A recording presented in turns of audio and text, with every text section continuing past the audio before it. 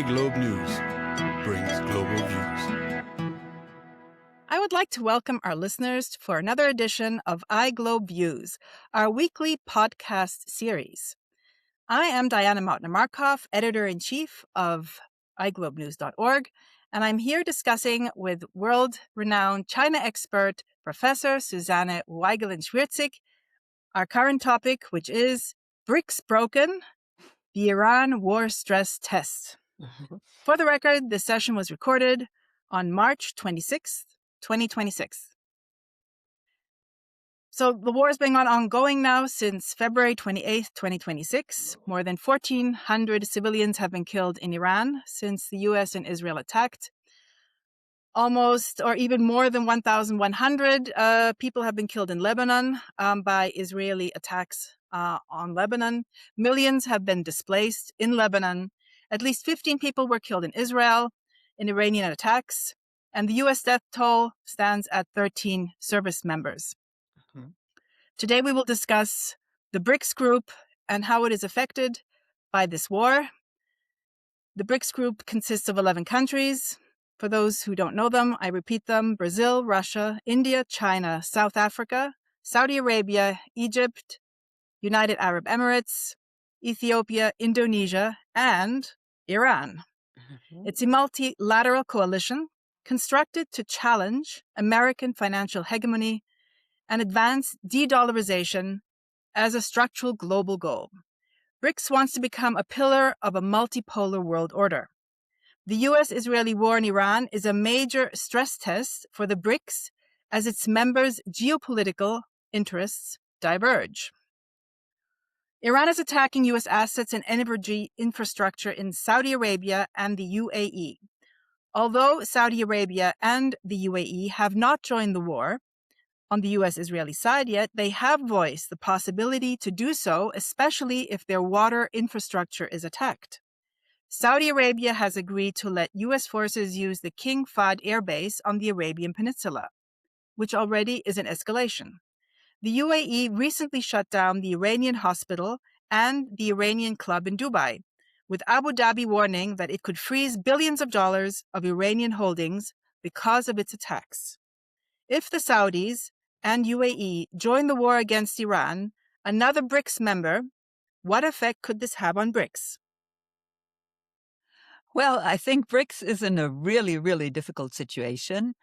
And I think that despite the fact that they know that sometimes there are quarrels and conflicts and even wars between their members, this time it's actually sort of threatening to have it between members, whereas the war between India and Pakistan, which took place last year, was a war between two members of the Shanghai Cooperation Organization that is to a certain degree overlapping with BRICS membership. So you're totally right to say that this is a stress test, especially as India is now the leading country in BRICS. They take turns. Whenever they are the place where the next summit will take place, then the country that hosts the summit is the country that is leading BRICS. And so in 2026, the summit is going to be held in India. And so starting from January 2026, India is the leading member of BRICS. And not only China and Russia have been very, very quiet with regard to what is happening to Iran, India has been very quiet too. So this means that if Iran thought that being a member of BRICS and being a member of the Shanghai Cooperation Organization would help Iran in such a precarious situation, it is now being told that this is not the fact. And this is, of course, a major problem for an organization that wants to unite against U.S., at least, economic hegemony. So things are not running very smoothly. Well, you're completely correct in bringing India into the discussion. I wanted to do that in the next step. Yeah. Maybe we can come back to my question regarding, or maybe do you want to say something about the Saudis and the UAE joining before we move on to India? Well, I think you already sort of said everything that I would have said in this situation. So, we see that the interests of the different BRICS countries are very divergent.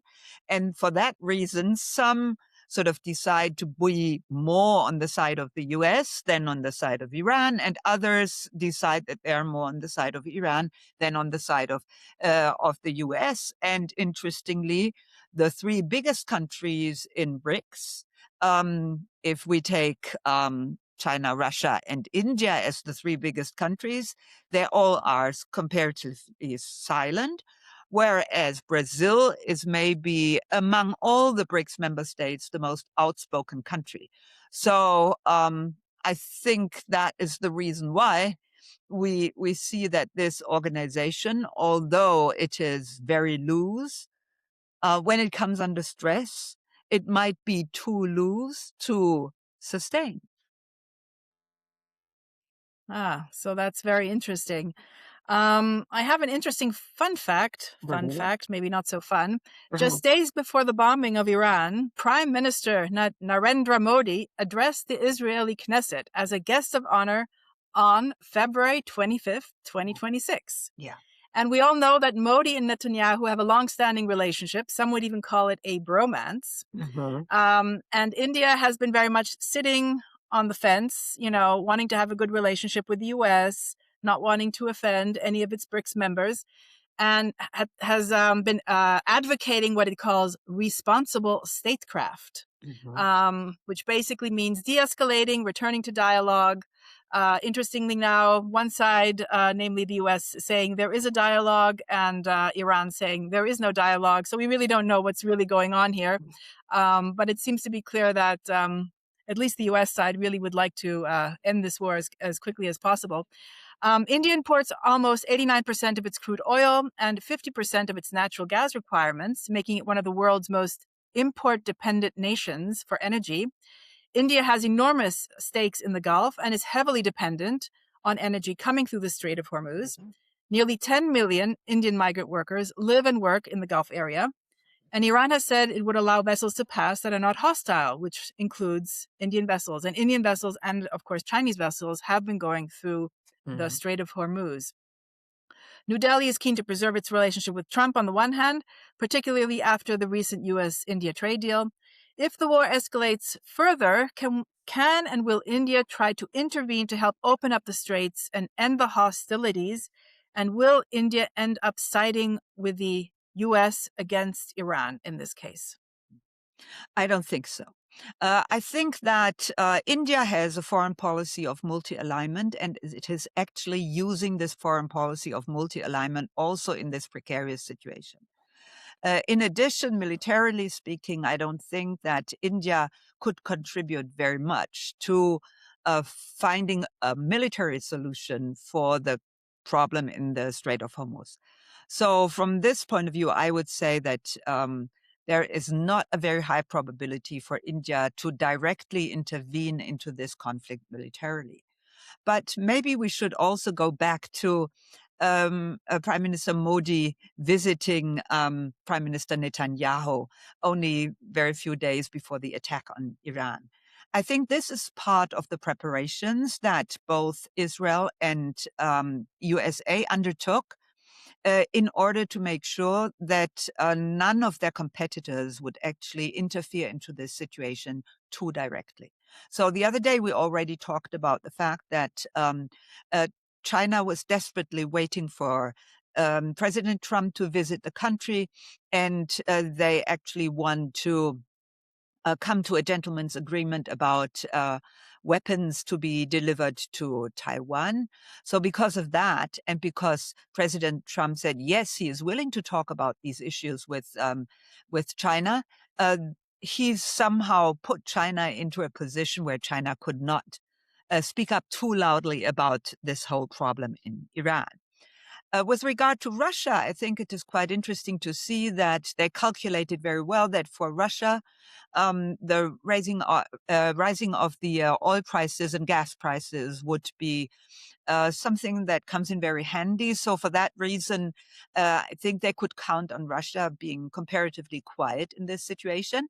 And there was this third big country, which is called India, which also needed to be somehow sort of convinced that they shouldn't sort of interfere too much on Iran's side. And Prime Minister Modi's visit to Israel and his opportunity to speak in front of the Knesset, I think, was the kind of gift that they gave him in order to make him keep quiet. However, we also have to see that there is lots of sort of things going on in the background, sort of in a traditional style of diplomacy where people don't speak up, as Mr. Trump always does whenever he takes a decision. When he comes to an assessment, he will tell it the whole world. Well, China and India are obviously not doing this kind of thing. And I think that they are both actually sort of trying to speak with all actors somewhat affected by this a difficult situation in Iran.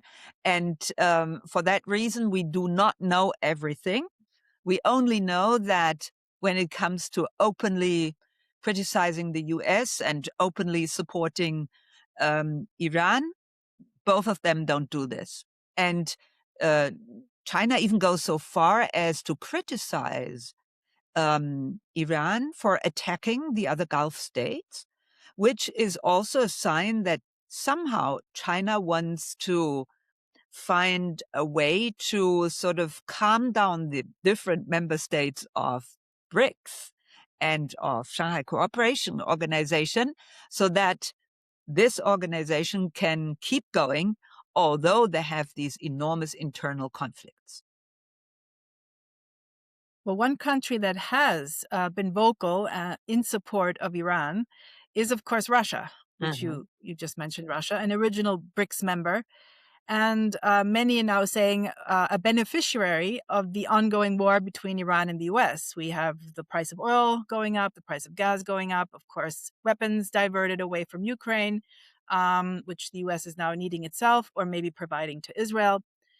The International North-South Transport Corridor is a 7,200-kilometer multi-mode network connection between India and Iran, Azerbaijan, and Russia via sea, rail, and road to move freight. It is designed to reduce transport costs up to 30% and time by 40% compared to the Suez Canal route. It provides a crucial trade route by passing Western-controlled maritime routes, thus allowing Russia to bypass Western sanctions. Iran plays a major part in this corridor, which is considered an alternative to China's Belt and Road Initiative, another BRICS member. In addition, Iran's Chabar port is a gateway for India, Afghanistan, and other Central Asian countries to the Gulf of Oman. The port is a common project between India and Iran, both BRICS countries, and this cooperation was renewed in 2024 for another 10 years. The Chabar port is India's own strategic answer to the China-Pakistan economic corridor. Does this not give Iran some leverage over India? And will Russia intervene to keep the international North-South corridor open? Well, I think that this North-South corridor is really of very, very great importance. And according to what I heard on TV in China, China is actually already somewhat connected with this project. They also want to sort of have a connection to this sort of continental way of transporting goods and of course, also oil and gas. So this is very interesting because if you look at the Belt and Road Initiative, the Belt and Road Initiative actually talks about connectivity, and it is very good in building continental connections in order to avoid U.S. dominance in the oceans. Right, and the same is true for the connection you were just describing. So from this point of view, I think all BRICS, major BRICS states are very, very interested in working together and making this connection a really important alternative to the Suez Canal road. However, with regard to Russia, I would say, if you compare, for example, Russia's involvement in the situation in Syria, you could see that Russia was willing and able to interfere militarily on the side of the Syrian government. But in this case, actually, even though there is a new contract between Russia and Iran on all kinds of collaborations, but it does not include that Russia would be somehow committed or even forced to support Iran in the case of an attack on Iran. So this already shows that Russia is very well conscious of the fact that if a country like Iran expects Russia to intervene into a military conflict with the US, I think Russia has two reasons not to do this. On the one hand side, Russia avoids very clearly that it somehow comes into a direct conflict with the US, because this would mean that two nuclear powers are actually in a direct conflict with each other, which can easily spiral into a nuclear war. On the other hand, I think Russia also understood that Mr. Trump was trying to sort of lure Russia into participating into the war in Iran, because that would mean that it couldn't have as much concentration and power in fighting against Ukraine. And as Russia knows this, of course, Russia won't do this, right? So this is quite interesting also if you compare to what President Trump said vis-a-vis China. He said, if you want the Strait of Hormuz open, then you have to come and help keep it open, right? But China definitely does not want to show its military capacity. Everybody sort of is interested in understanding, is the Chinese Navy as good as some people think it is, or is it a paper tiger? So how can you find out? Of course, by having it go to war on the ocean. And quite obviously, China has invested a lot into sort of buying new weapons, building new ships for its navy, but it is not ready to show it to the world yet. So I think it is quite understandable that both countries are comparatively quiet, although we must also say that Russia, for example, is providing intelligence to Iran, which, as we know from the Ukraine war, is a very, very important service to Iran. And also China is helping Iran with intelligence, and there's reason to believe that China actually provided weapons for Iran before the war started and things like this. So they are not totally passive, but they are not very outspoken. And I think this is also true for Russia. So to a certain degree, one could say that all three countries, India, China, and Russia, are not 100% on the Iranian side, although Iran actually asked for a statement of all BRICS nations in support of Iran. And this hasn't happened yet because of divergent interest, as we already discussed. So we really have a stress test going here. And if we talk about China and India, two very important members of BRICS, they have a very strained relationship on their own, even before the war started in Iran, which strained it even more, as we're just discussing now. I'd like to refer back to the Galwan clashes of 2020, when 2,000 square kilometers of Indian territory were claimed by China. And there were some skirmishes in which both Chinese and Indian soldiers, I believe, did die. Yeah. But the trade between the two countries remains substantial. And so there's India has concerned about technological dependency on China. I think that that could go for Europe as well. I think the whole world has a problem with that, or not a problem, but has an issue with it. Let's call it that. And supply chains vulnerability. So India and China are both original BRICS members. BRICS, so the I and the C. So they're one of the original members. China is keeping a low key, as you just mentioned, and is pushing for a diplomatic solution. India is also on that train at the moment. Will this war bring these two countries closer, do you think, or lead to more division? Well, as a matter of fact, the countries are now a little bit closer than they were in 2020 and even when they were in 2024. During I think it was the BRICS summit in Kazan in 2024, as a matter of fact, I think it was President Putin who convinced the Indian and the Chinese side that they should actually sort of forget about their enormous conflicts and try to work together. And things have been going on a little bit better ever since. Although one must say that for India, it was quite shocking to see that when it went to war against Pakistan, let's assume that India started the war. It's always very difficult to say. It ended up being fought against by Chinese weapons, right? Because the Pakistani side actually used exclusively Chinese weapons in fighting against India.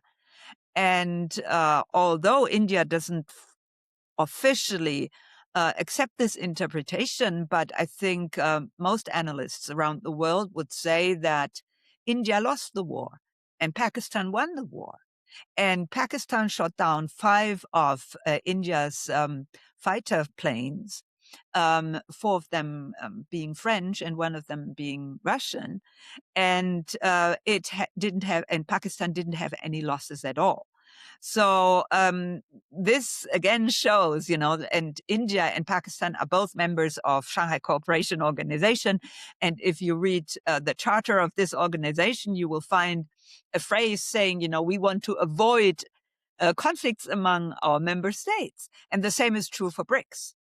But I think it is also really, really interesting and very difficult to understand that an organization like BRICS is a very, very loosely knit organization. And they somehow have this idea that they can actually sort of combine forces on some issues, whereas they can be divided on other issues. So I think this is very different from, let's say, G20 or maybe a little bit. G7 is totally different, right? The EU, of course, is also very different. But G20 is also a comparatively loose organization because it has 20 members and it's very, very difficult to combine 20 countries and their interests to one thing they might agree upon, right? So I think it is something that we might have difficulties in understanding, that an organization like BRICS can be so loosely knit that it can survive even when something happens like the war in Iran and nobody comes to the help of Iran. So this also, of course, has to do with the fact that BRICS is very much an organization that talks business, right? And it is, as you just said, the business side between China and India that actually sort of makes these two countries collaborate in many areas, although they are also business-wise competitors, as, for example, some countries, especially from Europe and the US now, try to move their facilities to India because they feel that they are over-dependent on China. So to make a long story short, I think that the war in Iran doesn't have an enormous impact on the relationship between India and China. And that is why I would suggest that they neither get closer to each other, nor will they have bigger conflicts than in the past. And this is also true because India needs the conflict with China in order to show the West that it is not totally on the side of Russia and China. And China needs the conflict with India in order to show that competing for more and more influence among the global South, China wants to be stronger than India and wants to show India by its military sort of force. They're not using a lot of force up there in the Himalaya mountains where they actually have their conflicts over their borders, right? But it wants to show that it does not allow for a country in its vicinity to be hostile to China. And that is the reason why they both need this conflict. But as they know that they need the conflict, they can sometimes raise it to a comparatively high level and sometimes reduce it to a very low level. And it's going up and down and up and down. And the foreign policy of multi-alignment, which India has been pursuing for many years now, needs good relations to US, good relations to Russia, and at least an okay relationship with China. Very, very interesting. Like needing a conflict and a conflict being in the interest, or like difference in opinion being in the interest of both countries. I don't think many people make that observation. A very interesting observation, Suzanne. Thank you for that. I wanted to also bring in some of the other BRICS members before we go on, maybe to the big questions, the Strait of Hormuz, etc., and economic fallout and so on. Indonesia, a very important country in Southeast Asia. Is especially hard hit by the war in Iran. Let's just recall, it's the largest Muslim population in the world. It's the fourth largest population in general in the world. And this global surge in oil prices has just really, really been tough on many Asian countries. And Indonesia is one of the hardest hit, one has to say. Also because of the fertilizer issue, which we discussed when we were discussing Ukraine. They too are being hard hit by this lack of fertilizer coming through the Strait of Hormuz. So all the cost increases there are going to lead, as in many other places, to food prices going up, price hikes, inflation, and so on. But Indonesia has been notably muted in its reaction. And so I'd like to come back to, these preparations that were going on before the war started. And on February 19th, 2026, Jakarta signed the Agreement on Reciprocal Trade in Washington, which was then hailed as a golden era, which was going to start. And many people said it was a gilded cage in which Indonesia would be blocked in its foreign policy autonomy. So was this an effort by the Trump administration to silence an important BRICS player? And second question, Indonesia also joined the Gaza Peace Board, Trump's Gaza Peace Board. And now Indonesia is actively thinking about pulling out of it again because of what's happening in Iran. Is Israel using the war on Iran to distract from its genocide in Gaza and the ongoing violence and occupation in the West Bank? So two very complicated questions. First, let us talk a little bit about Indonesia. I think that countries in Southeast Asia know very well that economically they cannot survive without having good relationships to China. However, at the same time, they also fear China because they're not sure whether or not China will sooner or later take to military means to actually pursue its interests in the region. So for that reason, they actually want to be close to the US because the US obviously is the country in that region that can offer more security than any other country, right? And so what they call strategic autonomy is actually a combination of having strong business ties with China and strong military ties with the US. However, since President Trump took over, they realized that they cannot have US security without strong business ties with the US, because this is obviously part and parcel of Mr. Trump's policy to say, there has to be a certain cash flow if you want to have my security, right? And they do this with everybody. I mean, they do it even with Taiwan. I mean, you would think that Taiwan is such an important asset for the U.S. that the U.S. would do everything for Taiwan. No, Mr. Trump wants cash, and only if he gets cash, then he is ready to do something for Taiwan, right? And so the same is also true for Indonesia. So that is why now Indonesia also had to sign a contract which is to sort of strengthen the business relationship with the US. And all these contracts, even though I think we should realistically assess them as being more symbolic than real, because very often governments sign these contracts, but private businesses have to actually invest in the US, and they sometimes do not want to invest in the US. So it's sometimes, like telling Mr. Trump, okay, we as a government of Indonesia are doing our best to be really friendly with you, and please, in return for that, provide security. So it's very interesting because Indonesia is now also a member of BRICS. And the question is, why is this so? So is it not a little bit too much leaning on the sort of wrong side of life as looked upon the world from Washington? Well, I think that Indonesia is a very interesting case in point insofar that it has very specific interests that make this country come to the conclusion that it should be a BRICS member. And I think that one can see that so many countries have recently actually applied for BRICS membership only because they know that the IMF and the World Bank will sooner or later either not give any additional loans to these countries, or if they do give a loan to the country, they're always connected with conditions.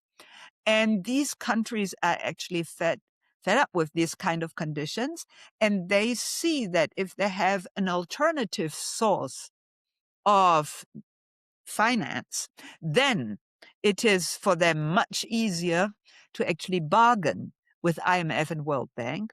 Or if IMF and World Bank actually stick to their conditions and they don't want their conditions, they can switch over to BRICS. And I think it is this specific interest that makes countries join BRICS. And it's not the assumption that if anything happens security-wise, then one of the big countries in BRICS will definitely come to help me out. I don't think that this is their calculation. They know very well that this wouldn't happen. And this is yet another reason why BRICS is under stress, but it is not in the danger of falling apart, because there is still this interest from members and newly joining members and maybe potentially joining members that they want to have this alternative source of finance. And de-dollarization, for example, which is, of course, also very often discussed in the context of BRICS, I think is something that they don't have a consensus on, but they are divided. But that they can expect BRICS to help out. This is something I think everybody agrees upon. And you see, for example, Argentina, before the elections, Argentina was already invited to become a member of BRICS. But it then suddenly rejected. Why? Because Joe Biden gave a call to the newly elected president and said, you know what, we give you a loan of so and so much.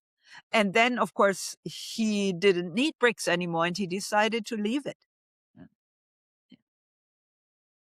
Yeah, very interesting. So before we maybe move on to talk about some of the other members of BRICS, you've already mentioned a very important word, namely de-dollarization. All the BRICS countries have been negatively impacted by the tariffs imposed by President Trump. And one of the goals, one could say, of the BRICS countries has long been to erode the dominance of the dollar. Also, because the U.S. uses the dollar, one can say it has weaponized the U.S. dollar, also by imposing U.S. sanctions, because it has a monopoly on international financial payment systems, also known as SWIFT. So the petrodollar system, which is paying for all your energy only in dollars, was established in the 1970s following the Bretton Woods system collapse. and is one of the most consequential monetary arrangements in modern history. And the petrodollar system also refers to a pact that the Gulf Cooperation Council states, including Kuwait and Saudi Arabia also being a BRICS member, made with the US. And they agreed that they would only use the US dollar for any transaction regarding oil, and they would use the oil and gas, and they would use revenues which they got from these transactions to invest in US securities in return for military protection and sales of advanced weaponry. But now we see this Iran war has come, and we're in the middle of a full-fledged war there, and not in sight, let's say. And the US has really not protected its allies during this war, its Gulf allies, even though the Gulf allies have always been very loyal to the US. Could this be the end of the petrodollar and see new security arrangements after the Iran-US-Israeli war? Will China and Russia benefit? Will BRICS achieve its goal of freeing itself from the US dollar dominance as a result of this war? What is your opinion? Well, I'm not a specialist on these really, really complicated issues, but I do have an opinion on this, maybe at least informed opinion. And from my point of view, it is very interesting to see that there are certain countries in BRICS that actually want to get beyond dollar dominance as quickly as possible, whereas there are other countries that are not interested in doing this at a very, very quick pace. One of those countries is, interestingly, China.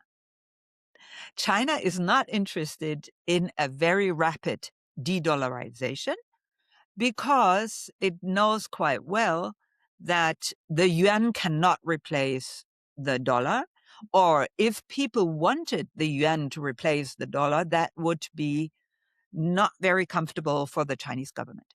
So they actually reduce speed, whereas there are other countries like Russia, for example, and as I heard also India recently, actually want to push very, very much into this de-dollarization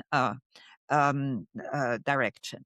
So why is this so? I think on the one hand side, of course, if the dollar loses its dominant position in the world finance system, then this would be yet another hit against the dominance of the US.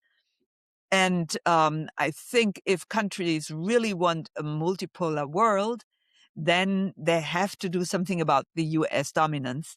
And for that reason, they might think that if we go for de-dollarization, this will actually accelerate the decline of the US. On the other hand, I think that the de-dollarization issue is something that is very, very complicated. But at the same time, I think as far as they have been pursuing this strategy up to now, they have been very, very careful. So what does careful mean? So for example, BRICS pay. Some people think that there should be one currency for all BRICS member states, but this is not true. What they're actually doing is that they are trading in local currencies. So if you trade in local currencies, the related costs are very high. It is a complicated bureaucratic process, and it is also a process that is very costly. So from this point of view, many countries, or you could say all countries of the world that were doing trade with other countries, thought in the past and have been thinking sort of up to now that using the dollar as a currency that everybody uses for trade is the easiest way to avoid any additional transaction costs. So that is why now they have to invent a system inside BRICS that allows for using local currencies, but at the same time reduces the transaction costs and also be very, very fast. So that is why they're thinking about a digital currency, maybe a little bit comparable to the situation in the EU before we had the euro. Because when you were trading goods in the European Union before the euro, you also had a certain sort of currency that was only reserved for these trade businesses. And I think that we will see that among the BRICS countries, this is going to emerge within the next years to come.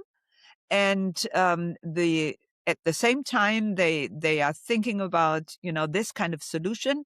They also think about lots of technical solutions related to digital currencies that make transactions easier, fast, and less costly, right? So this is something that is very important for countries that have difficulties in having enough dollars to buy everything they need around the world, right?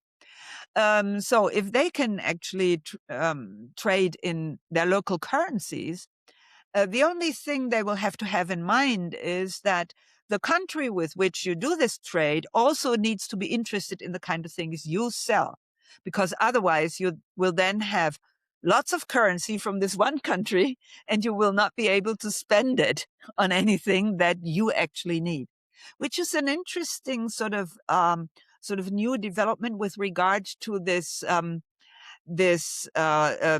problem of balance between different countries doing trade with each other, right? So, Trade for balance. example, if China sells things to Europe and Europe buys things with the euro, then of course China would have a lot of euros and would have to think about, what the hell can I use these euros for in order to spend them on something I buy in Europe? Because in other parts of the world, you would usually not use euros to buy anything you need and anything you want. So this, I think, is also a new sort of development in the global financial system. And the reason why China sort of is among those countries that don't want to go too fast is because they think that they do not have the capacity yet to run such an enormously complicated system to the benefit of all member states.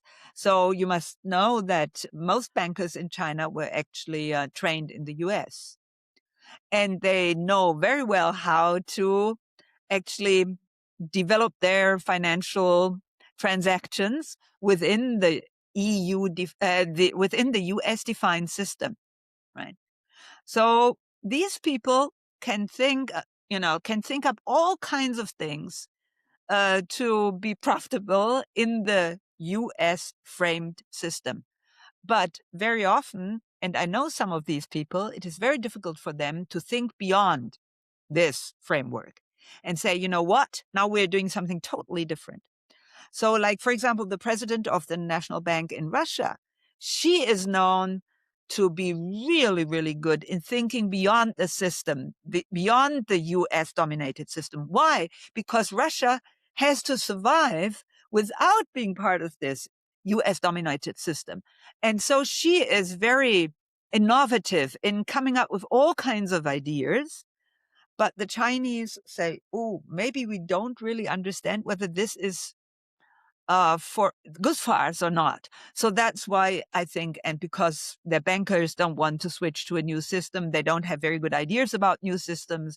So that's the reason why they're being comparatively slow. And there are other countries, like, for example, Saudi Arabia. I mean, Saudi Arabia is very important for the whole petrodollar business, right? And they have not renewed their contract with the US on prolonging the petrodollar system.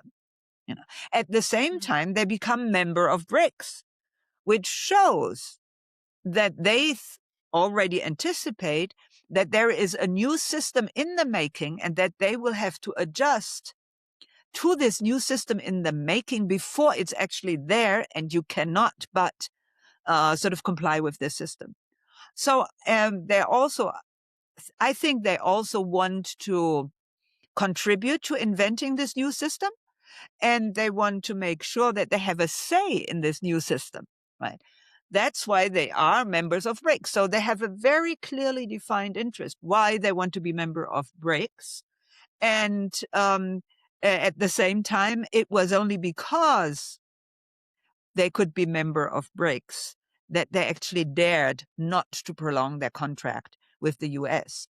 And as far as I know, the US is in quite some difficulty in sort of establishing something with Saudi Arabia that would resemble their contract, which they have had so far, in order to avoid that the US might be pushed out of the system. Because if the US were actually pushed out of the system, that would mean that the dominance of the dollar would decline within a very, very short period of time. So I have two thoughts to what you just said. I have Yeah. many thoughts, but two thoughts I can remember. Yeah. The digital yuan, the Chinese very early came up with this idea, and I believe also implemented their digital yuan. Yeah. I know that President Trump is very much into all these bitcoins and everything and wants to regulate it, but I think the Chinese were like way ahead of him. And will that play any role in a sort of, BRICS currency? And could one reason be that Saudi Arabia wanted to join was because Iran was a member there, and they wanted to also, as you say, be there to, build this organization and not leave it to others, especially maybe not leave it to Iran? To answer your second question before the first question, I don't think that this was the reason why. I think that Saudi Arabia knows very well that Iran is not playing a very crucial role in BRICS. BRICS is run by those countries that first initiated the organization. And among those countries that first initiated the organization, there's reason to believe that Russia, China, and India are more powerful than the rest. And in between a country like South Africa, that has a say in BRICS, of course, but it's clearly a comparatively small country in comparison to all the other candidates. I think Brazil is a country that sometimes plays a big role and sometimes plays a smaller role. And I think it is quite interesting to see that in this situation, when we are talking, when the war in Iran is going on, it is President Lula who actually speaks up most clearly in criticism of Israel and the US, right? So it's only the really big countries with a very large population that have the power within BRICS to actually sort of make BRICS come to certain decisions, yes or not. And I think that Iran is not among those countries. And I also think that Iran did never join BRICS, thinking that if a war broke out on its territory, then BRICS member states would come to its support. It never had this reason to join the country. What was the other question? You said you had two questions. The digital yuan. Digital yuan. Yeah.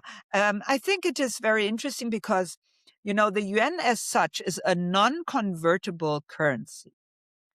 And why is China such an enormously important country in global trade, but has a currency that is non-convertible? Really interesting, right? Because of the dollar system. Because the dollar system made it possible for China to protect its own currency by keeping it the way it has always been, which is it's non-convertible. But at the same time, it could use the dollar to participate in global trade, right?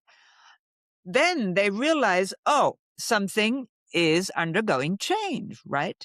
The US dollar is no longer a very, very secure pillar of the financial system because of the big debt that has been accumulated in the US. So everybody is afraid that maybe one day or the other, this whole system is going to collapse. So China is very good in sort of assessing these situations and making long-term preparations. We don't seem to be so very good in this, but they are actually good in this. So what can you do if you want to protect your currency, but at the same time, you need a currency by which you can do your global trade business? So this is the reason why they actually did something very interesting. They have the normal yuan, and they have the digital yuan. And the digital yuan is sort of their way of handling a global trade situation if they do not want to go for the US dollar. And if the US dollar system sort of falls into pieces sooner or later, they always have an additional system, and they're using the system also inside China in order to accumulate experience. Because they know for sure that to run a financial system, and especially a global financial system, you have to have enormous know-how in order not to make the kind of mistakes that sometimes people make in this system and that have enormous consequences, right?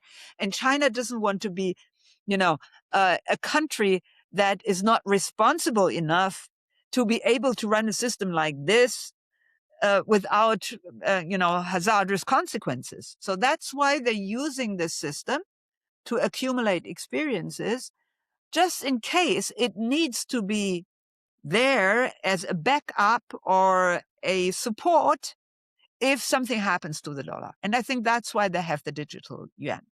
And I think it is quite interesting that they also introduced the digital yuan because they were very much afraid of Chinese affluent people using bitcoins, because bitcoins are not controlled by any state, right? That's why some of those sort of liberal anarchists or whatever you want to call them, they go very much for Bitcoin because Bitcoin is, as Hayek said, money without the state, right? And so it is actually the place where your freedom to spend your money in whatever way you want to spend it is the biggest. So the Chinese government is not very interested in this kind of freedom. So they also realized that they needed to create a digital alternative to Bitcoin so that they could control what people did, because in China, you can always go for sure. If they don't control, then people will simply do what they think is best for themselves. And the Chinese government didn't really like this idea. And this is yet another reason for the digital yuan to be introduced. And I could very well imagine that the digital yuan, or something that is formed according to the model of the digital yuan, will eventually become the currency for BRICS. Thank you for that answer. Very, very interesting. I think Donald Trump, before this war with Israel against Iran started, was in the middle of actually trying to regulate Bitcoin and all the other digital currencies in the Clarity Act, but it has not yet passed. So it is a very unregulated way to make your money and spend your money, which of course is very attractive for certain but people parts of a who society. people who do global business already tell me that they're using digital currency in order to make their global transactions less costly and very fast. So as a matter of fact, I think we normal people, we simply don't know very much about this kind of things. But actually, I think there are all kinds of models being tried out and used already. And I think for businesses, the kind of liberty you have with regard to Bitcoins is also very high risk. So they are actually quite receptive to any solution that could be just as fast technologically as Bitcoin, but which could at the same time be more stable and less risky. And that's why I think there is a market for digital currencies. And eventually, I think, many different digital currencies will emerge and they will compete with each other. And I actually expect that the best solution will then be the winner of the competition. That's usually how it works in a market. But we'll see. Usually, one country sometimes that's not. Usually. One country which is very happy to receive US dollars is, of course, Egypt, another important BRICS country and a very important Arab country, an important member of BRICS. Egypt did condemn Iran's retaliatory attacks on Arab countries, but avoided to openly criticize the U.S. aggression on Iran. But the country, of course, we all know is heavily dependent on financial support, not only by the Gulf states, but also by Washington. And let's remember the Camp David Accords. Egypt received up to now, since 1978, $69 billion in the form of military and economic aid because of the Camp David Accords. Let's also mention Israel in this sentence. Even though they're not a BRICS member, they've received $98 billion in aid from the U.S. since 1978. So Egypt, which is a very, very important Arab country, has been actually quite quiet here. South Africa, as you had already mentioned, one of the few who actually came out and openly criticized U.S. and Israeli attacks on Iran as being illegal. Let us also not forget that South Africa has brought the case at the ICJ against Israel's genocide in The Hague, not the genocide in The Hague, the genocide in Gaza, and the case was brought at the ICJ in The Hague. So South Africa has been very clear. South Africa also not a big friend at the moment of President Trump. South Africa has condemned the Iranian shelling of Gulf Arab states. Ethiopia, another Arab country, did not criticize the U.S. or Israel. Ethiopia historically has very strong ties to Israel, and like many other African nations, sided with the Arab monarchies as opposed to Iran. And the final country, which we still have yet to mention, is Brazil, which initially did condemn the U.S. and Israeli attacks on Iran, but has subsequently retreated to expressing deep concern and calling on all parties to respect international law. So BRICS countries are very well aware that the United States is attempting maybe to weaken BRICS also. This might be a side effect for President Trump in framing the BRICS countries or the BRICS organization as internally divided and structurally incapable of producing collective action in this conflict. Is the U.S. right in its assessment? Is the U.S. and Israel influencing and or pressuring BRICS countries not to support Iran, maybe also through financial means? Well, I think, first of all, of course, the U.S. and Israel are doing everything to convince the countries in the area to not to support Iran and to be more, let's put it mildly, to be more on the U.S.-Israeli side than on the other side, right? This is very clear. I think this is very normal. This is something that is happening, all the time. And we shouldn't, regard this as something very unusual. But it is interesting to see, why did these countries, although they have these very strong ties with the U.S., take the risk of applying for BRICS membership? I think this is a very, very interesting question, right? You just told us, they receive so much money from U.S. The U.S. support to these governments is so important. So how come that a government that is supported so strongly by the U.S. then decides to take the risk to become a member of an organization that President Trump regards as an enemy of the U.S.? I mean, he is very outspoken. I mean, he said, he will actually impose 100% tariffs on all BRICS member states. So why do they do this? And I think this is something that also relates back to Europe and relates to our situation in which we are now at this moment.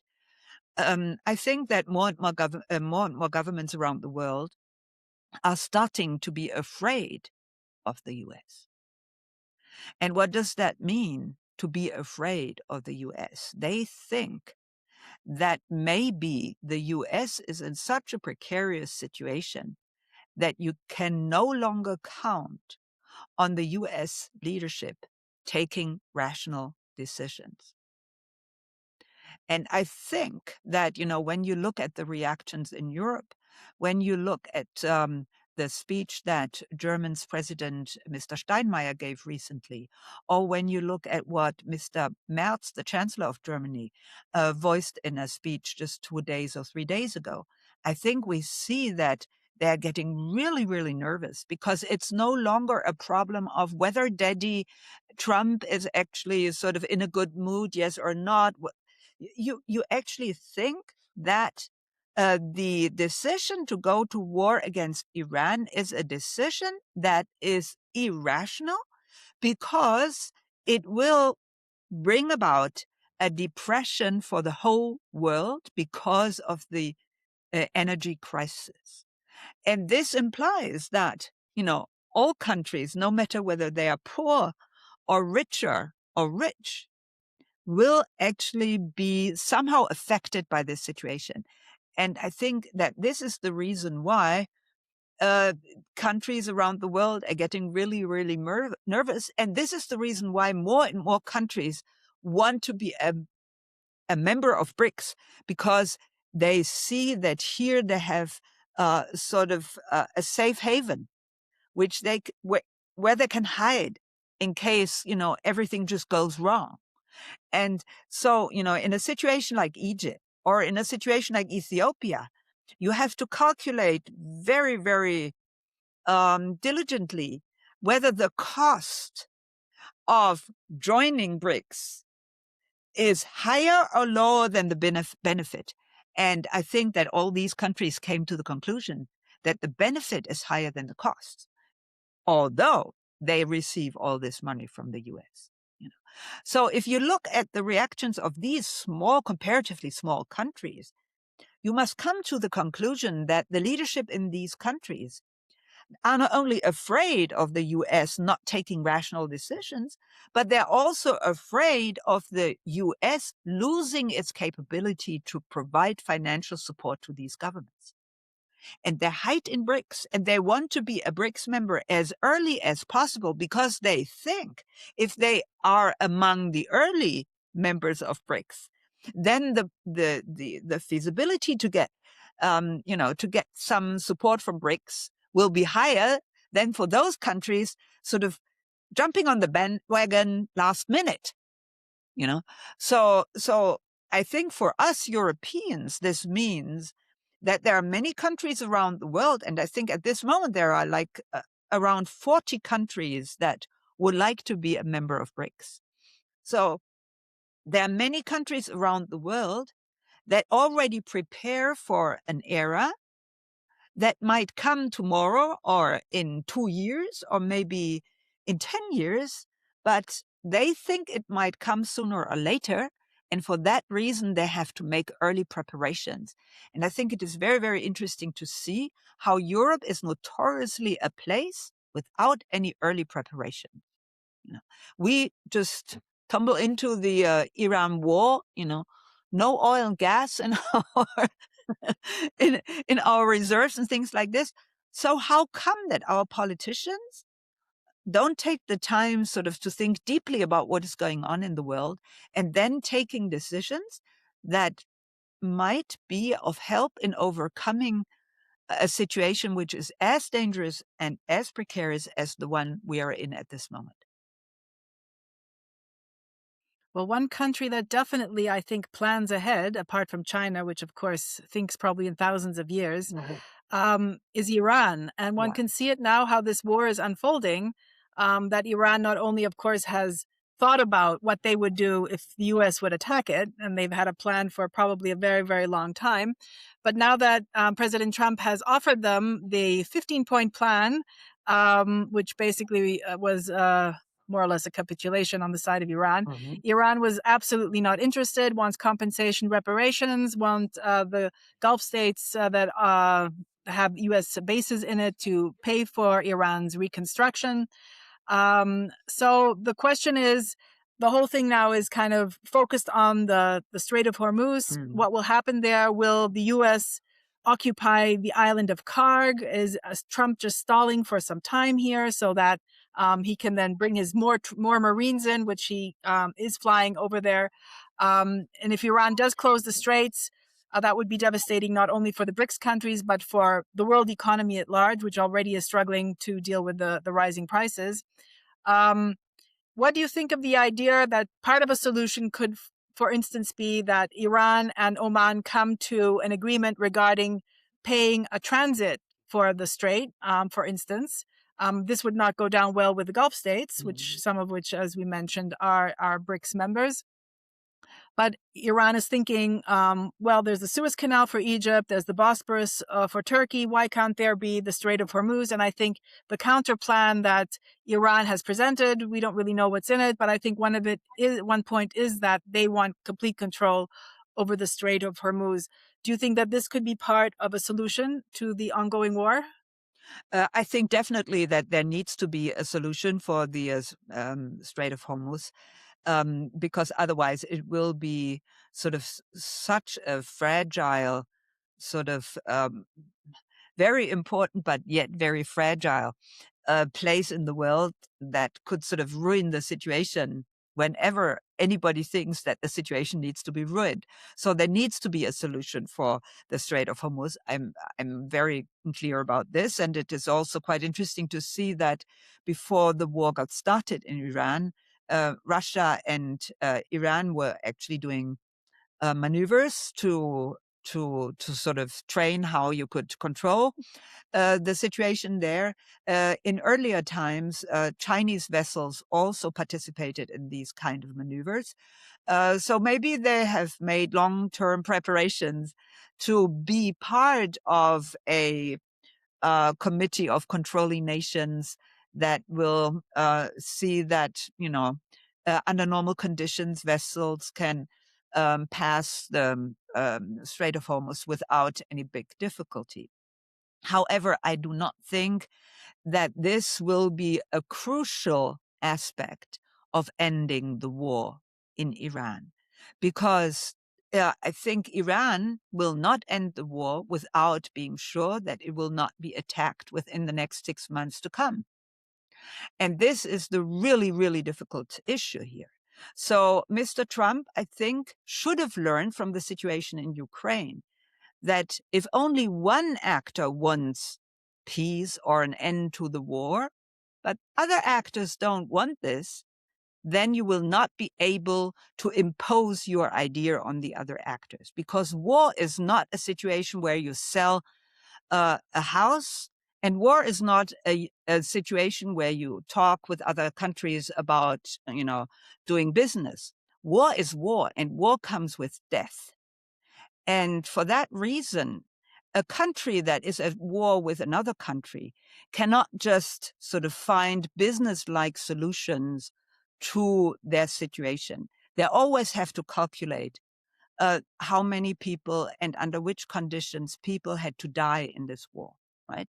And for that reason, the decision to end a war is a very, very tricky decision. And if, of course, Mr. Trump is telling us that he has already, destroyed everything in Iran, but obviously has not, because if he had, then Iran would have to agree to his 15-point plan. But as Iran still has some capacity, they will not do this. And they are unable to do this. Their population, they would lose legitimacy for everything. And their population would eventually rise against them if they actually accepted the 15-point plan at this moment. So I think it will be really, really difficult for this war to be ended unless the U.S. decides, because of some reason or the other. We know that they have elections, they have problems money-wise, they have all kinds of problems. So unless the U.S. actually decides that it wants to walk away from this war. But even if the U.S. walks away from this war, there is still reason to believe that Israel will not follow the U.S., but will continue to fight. And so this is a very, very difficult and precarious situation. And I don't see this war ending very soon. Well, one organization where everyone is a member is the United Nations. Do you think that the United Nations could play a role in bringing this war to some kind of end. Secretary General Guterres has called on the U.S. and Israel to end the war, and also has called on Israel to stop bombing Lebanon and making Lebanon maybe into the next Gaza. And he's also called on Iran to open the Strait of Hormuz. Could this be the moment everyone's been waiting for the UN to step up to the plate and come to help the warring parties come to a solution? Or is it just showing that the UN is once again sidelined because it won't play a role in coming to any solution here? I don't see the UN playing a role in this situation.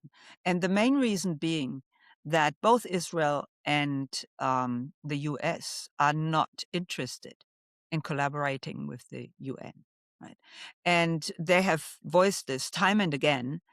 They are actually, I think, not interested in the UN to a point where they risk destroying the UN. And for that reason, I don't think that the UN can play a role here. So do you think BRICS will survive the stress test of the Iran war? Yes, I think it will. It will survive the stress test. It will not make things easier inside BRICS. That's for sure. But at the same time, I think the reasons why people or countries join this organization are not related to war and peace. And for that reason, BRICS might be able to survive. I think that's a good statement to end our discussion on. It's been a very, very interesting discussion again, Suzanne, and we've touched upon many issues having to do not only with the war, but with BRICS and, of course, with geopolitics in general. Thank you very much for sharing your thoughts and your insights with our audience. Is there anything else you'd like to say? Well, thank you very much for choosing this topic. I think it is very important, and at the same time, it actually gives us lots of opportunities to think about the world when we think about an organization like BRICS, and when we try to understand how this organization can function or not function in a given situation. So thank you very much for picking this topic and for coming up with these really, really interesting questions. And I'm looking forward to continuing our conversation. I am also very much looking forward to continuing our conversation. To our audience, thank you very much for tuning in to another episode of iGlobeViews. Please tune in next week. We will have more interesting discussions to come. Remember to like, follow, and subscribe. You can find all our podcasts on our YouTube channel and on www.iglobenews.org. Thank you very much. Bye-bye.